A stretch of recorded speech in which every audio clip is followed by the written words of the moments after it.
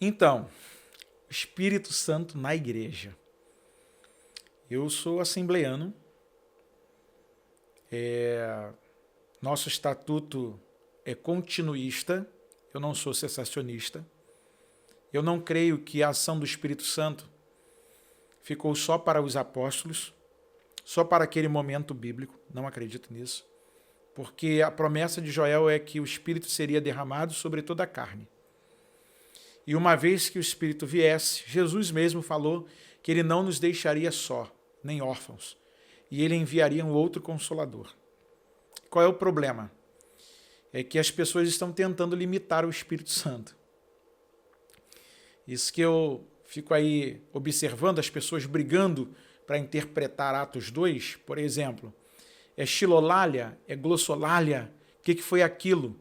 E alguém disse, mas está no texto. Foram medos, persas, elamitas, cretenses, árabes, pessoas de todas as partes do mundo. Aí eu fico me perguntando, como é que faz? Um camarada falando árabe, o outro falando cretense, o outro falando um outro idioma e todo mundo se entendendo sem dar confusão. Você já parou para pensar nisso? O próprio apóstolo Paulo vai dizer que nós precisamos buscar com zelo os dons espirituais. E ele vai gastar tempo para tratar um capítulo inteiro para falar dos dons. Inclusive, não posso dizer que só é aquilo ali que Paulo descreveu, porque quando você vai ler sobre a cura, ele vai dizer dons no plural, dons de curar. Por exemplo, muita gente fala do dom de maravilha, mas pouca gente viu maravilhas acontecendo. Eu estava na Europa, num evento junto com o Cris Duran, e o camarada só tinha metade do braço. A mão dele era metade dessa base dessa minha mão aqui, e eu lembro que o Cris Duran orando, ele falou, coloca o seu braço para frente, e o negócio era assim, um bem pequenininho, e o osso do camarada começou a crescer. A mão do cara começou a crescer, os dedos do cara começaram a surgir. E eu falei, aquilo ali, além de ser um dom de curar, foi um dom de maravilha, porque o osso que não existia passou a crescer. Aquilo que completaria ali, o que seria normal, passou a crescer e os dedos começaram a surgir. E no final, ele pôde mexer com a sua mão de forma completa. Eu creio indubitavelmente que o Espírito Santo faz o que quer. Mas aí a gente cai, né, naquela questão dos reformados, quando perguntam para a gente assim, já que você tem um dom de curar, vamos lá no hospital para você orar por todo mundo, que Jesus tem que curar todo mundo. Deixa de ser bobão, rapaz. Nem Jesus curava todo mundo que ele queria. Tinha gente que recebia. Será que você acha que todo mundo que tocava em Jesus, todo mundo que passou pela sombra de Jesus foi curado? O texto mesmo da mulher do fluxo de sangue diz que ele para e diz, alguém me tocou, mas tanta gente que o tocava. Não, eu senti que de mim saiu virtude. Não é porque a pessoa um dia foi usada no dom de curar que ela tem que sair curando todo mundo. Há uma grande dificuldade. O assunto é muito extenso, o poço é profundo, a nossa corda nessa caçamba que é curta. Ou seja, o nosso intelecto é muito curto. A Bíblia diz que o pregador, o diácono pregador, que foi um destaque ali na narrativa lucana, em Atos dos Apóstolos, ele foi transladado de um lugar para o outro. Filipe. Ora, se o camarada foi transladado, seu corpo foi tomado de um lugar e movido para um outro lugar, aí você pensa, será que Deus pode fazer isso hoje? Pode até mais. Jesus mesmo disse para a gente que se nós crêssemos, nós faríamos obras maiores. Mas qual é o nosso problema? É que a gente crê no Freud, a gente crê em Jung, a gente crê no sociólogo, a gente crê em tudo. A gente crê na internet, mas a gente não crê no poder de Deus revelado pela Bíblia. Quando a Bíblia diz que Deus é poderoso para fazer infinitamente mais acima do que pedimos ou pensamos, o que o autor está querendo dizer com isso?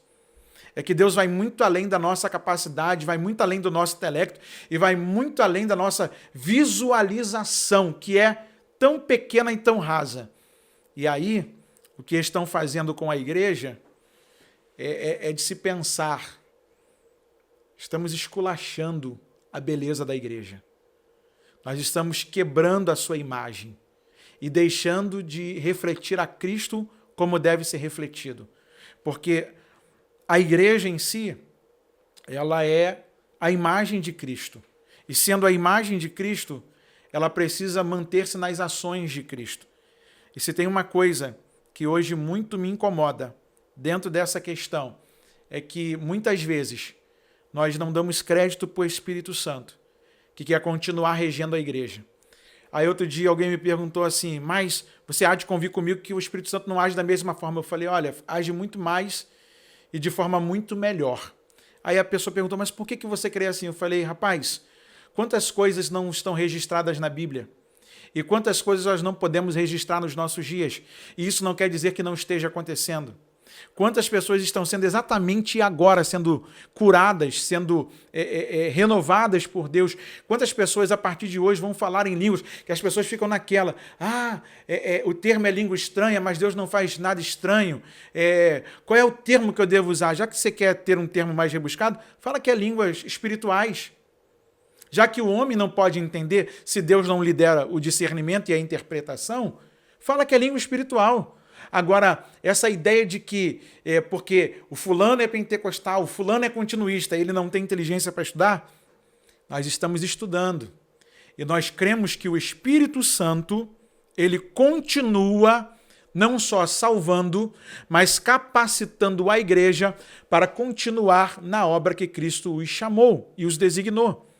E aí, meu amigo, a gente pode cair no perigo de blasfemar contra o Espírito Santo, de não crer na sua obra e de atribuir muitas vezes ao diabo aquilo que o Espírito Santo está fazendo em um determinado lugar, em um determinado povo ou em uma determinada pessoa. E aí eu trago esse alerta para você. O Espírito Santo, ele não precisou dar esclarecimento para ninguém. Ele desceu, ele encheu a casa, ele encheu a vida dos apóstolos. E no primeiro dia em que eles se colocaram para o lado de fora para pregar, quase 3.000 almas. Conversão, milagre. Você vai vendo a função do Espírito Santo. E eu até falo sempre de forma, às vezes, nas minhas mensagens, a despertar o pessoal que o livro de Atos dos Apóstolos não deveria ser chamado de Atos dos Apóstolos, porque os apóstolos não fizeram nada a não ser por impulso do Espírito. E sim deveria ser Atos do Espírito Santo, pois o Espírito Santo, ele continua trabalhando e escrevendo os seus capítulos da sua história. O Espírito Santo, ele faz o que ele quer, da hora que ele quer, com quem ele quer, não precisa dar explicação para ninguém. Nós é que precisamos aprender a depender de Deus e confiar que o Espírito Santo ainda é Senhor sobre a igreja, o Consolador, o Restaurador, aquele que capacita a igreja para a obra pela qual ela foi designada. Se de repente seu coração anda aflito por conta daquilo que você crê e pelo que as pessoas andam falando contra a sua fé, fica tranquilo. Melhor é agradar a Deus que agradar a homens. Foi a resposta de Pedro diante de uma corte que estava o julgando. Melhor e importante é agradar a Deus do que agradar a homens. Pense nisso.